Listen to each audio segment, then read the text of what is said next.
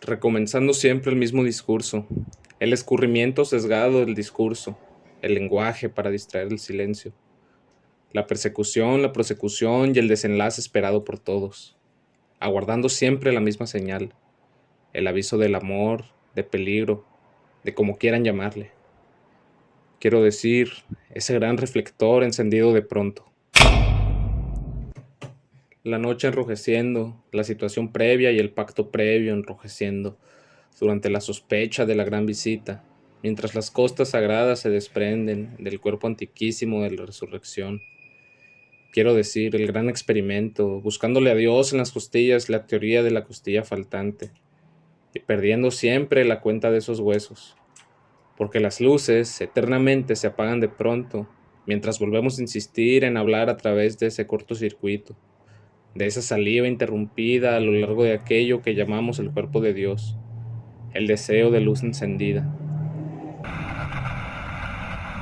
Llamando, llamando, llamando. Llamando desde el radio portátil oculto en cualquier parte.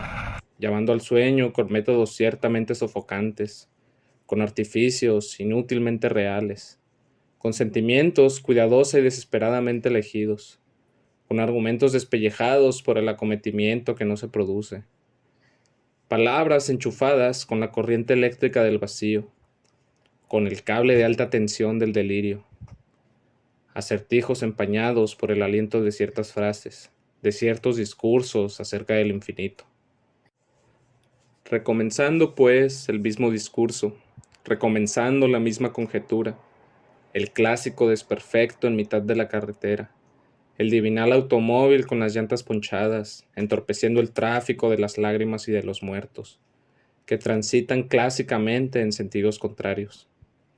Recomenzando, pues, la misma interrupción, la pedorreta histórica de las llantas ponchadas, el sofisma de cada resurrección, el ancla oxidada de cada brazo, el movimiento desde adentro del deseo y el movimiento desde afuera de la palabra, como dos gemelos que no se ponen de acuerdo para nacer, como dos enfermeros que no se coordinan para levantar al mismo tiempo el cuerpo del trapecista herido.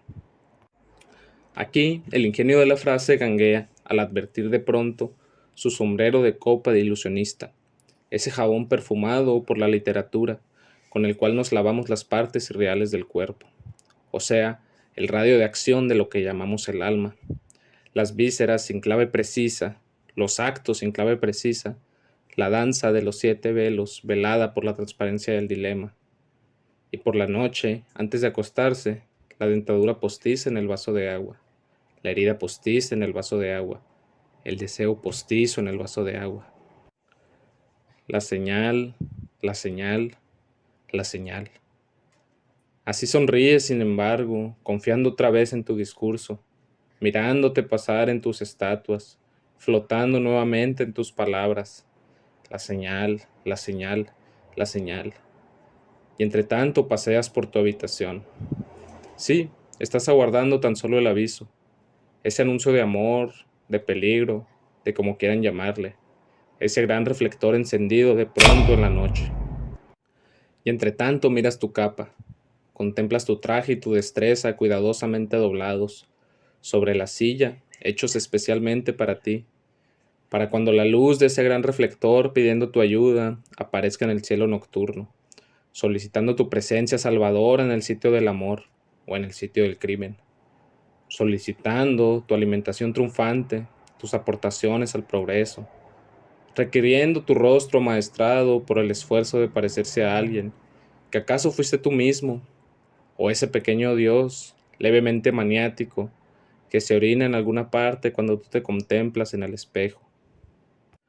Miras por la ventana y esperas.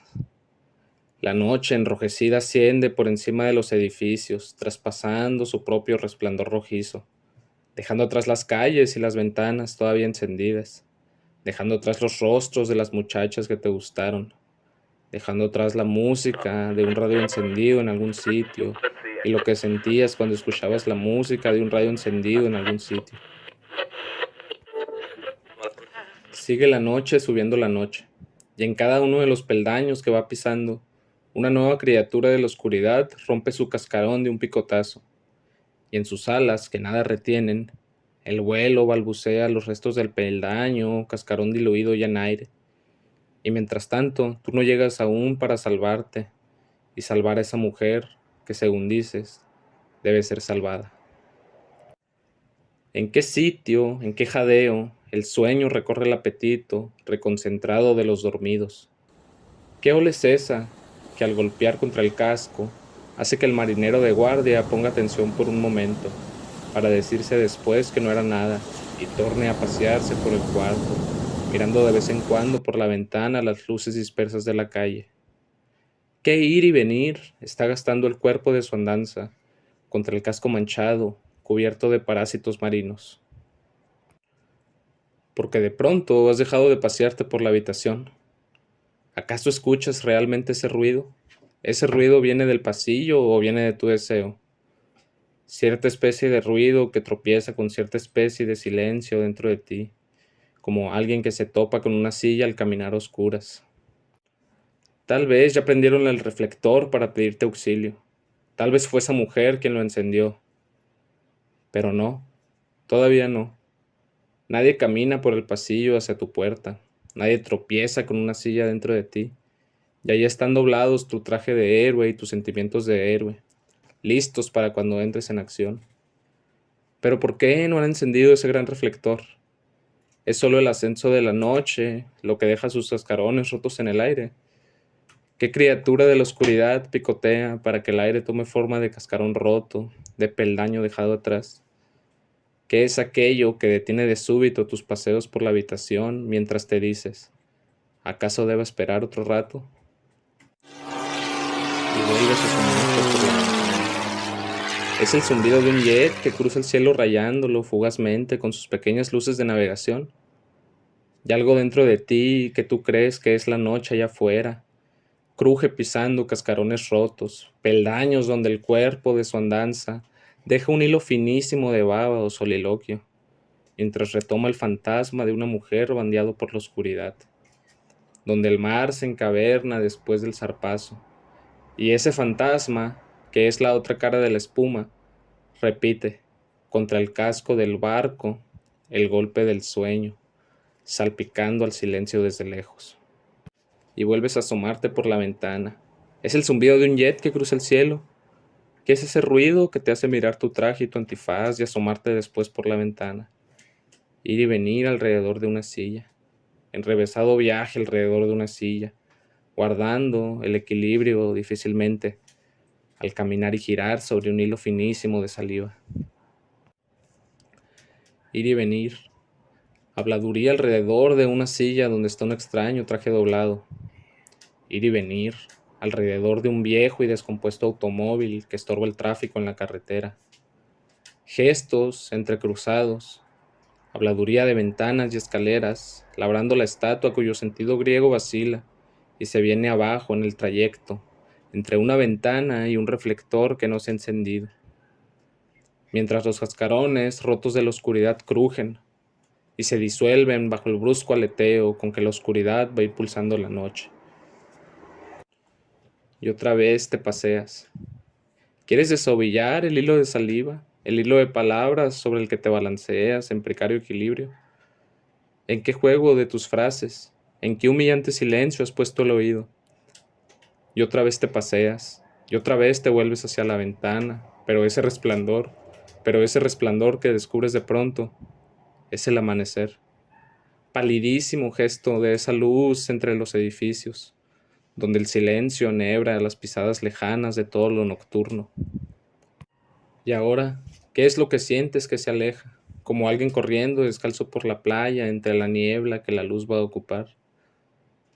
Y en esa claridad en aumento, ¿acaso puede todavía distinguirse la señal de un reflector encendido? Paseos alrededor de una silla donde está un extraño traje doblado.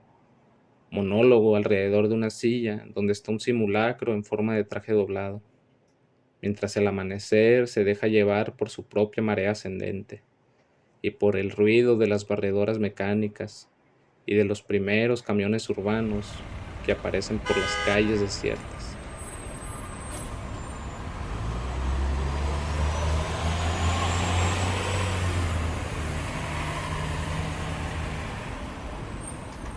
José Carlos Becerra.